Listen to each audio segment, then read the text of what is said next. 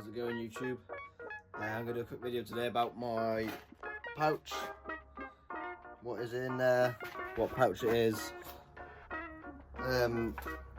So what I'll probably do, I'll lay it out on the, I'll lay it out on the table and I'll pull everything out and explain what's in there. I mean, from a day-to-day basis, it usually changes anyway, whether I'm doing first, second fix, etc. And it's never full, you know, on site. You're constantly getting stuff out and not always putting it back in, and more often than not, it doesn't look like this, I'm going to be honest. I mean, this is full of stuff now, but it's not always like that in the real world. So, but we'll have a quick rundown of what I usually carry in there. So there it is. I've set it up on a little door in the garage. But this is a quick rundown of what it actually is. It's a diamond. This bag here is a Diamondback Eagle, and this bag here is a Diamondback Talon. If you know what Diamondbacks are, the Diamondback Tool belts, you'll know that they're from America anyway. I must say, like, the quality of them is really, really good. I mean, I've had this about 3 years now, and by now I would usually have gone through at least 2 pouches, but this thing, it hasn't even got any rips. It just, the durability of it is really, really good. That's stinking as well. I should give it the hoover out first, really, but I ain't got time for that. But yeah, it is a really good pouch. I mean, I'm so glad I bought it. Very expensive, mind. I think I paid almost £400 in all, and that was for the hammer loop, the bag, because you buy them separately. You buy the band, say the waist belt, whatever.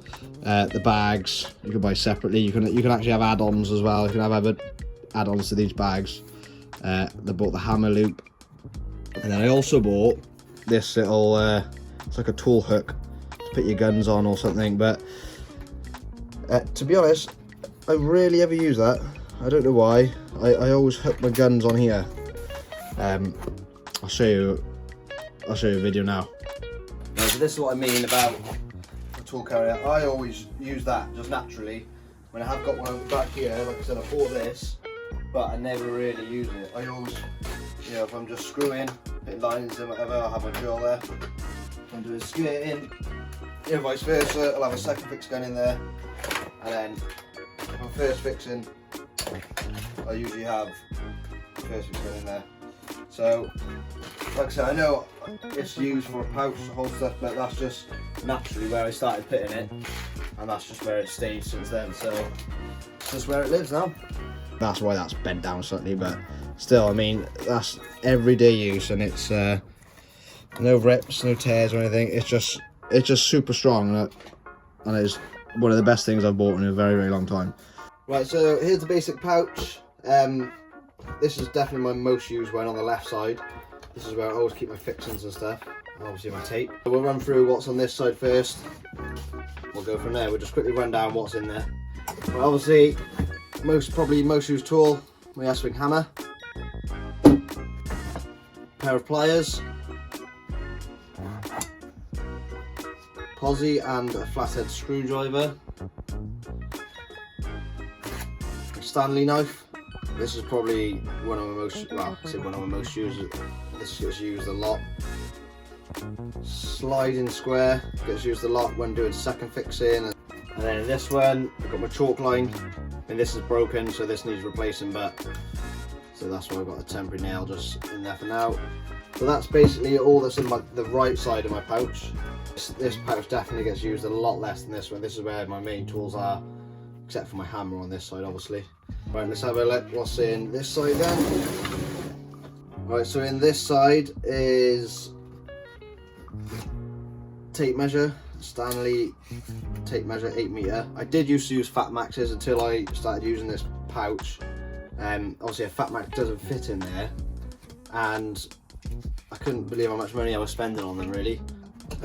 Swanson sliding square, not sliding square, sorry, square, speed square, most people call it. That's a very common used tool. Boat level, an old chisel, a nail bar or mini crowbar for denailing and stuff like that, a door opener, nail punch, and a Relics black edge pencil. I always use these when I'm doing first fixing or if I'm doing any sort of outside work. And then I carry one of these in my beanie, which is it's a 4H pencil. This is more for second fixing, and this is what I use more for first fixing, just because this marks you know, wet timber and stuff like that a lot better, and this is more fine for fine work. And then this front pouch here basically is just for whatever fix I'm doing, whatever I'm working on, my fixings go in this. So obviously I was doing first fixings today, so that was full of palette nails. So that's basically what is in the whole of the pouch. I'll lay it all out now and show you. Right, so that's basically all that's in my pouch. I mean, and it's not every day. Some days, well, to be honest, these won't always be in there. And these, that, and that. I'd say the rest of that is in my pouch 95% of the time.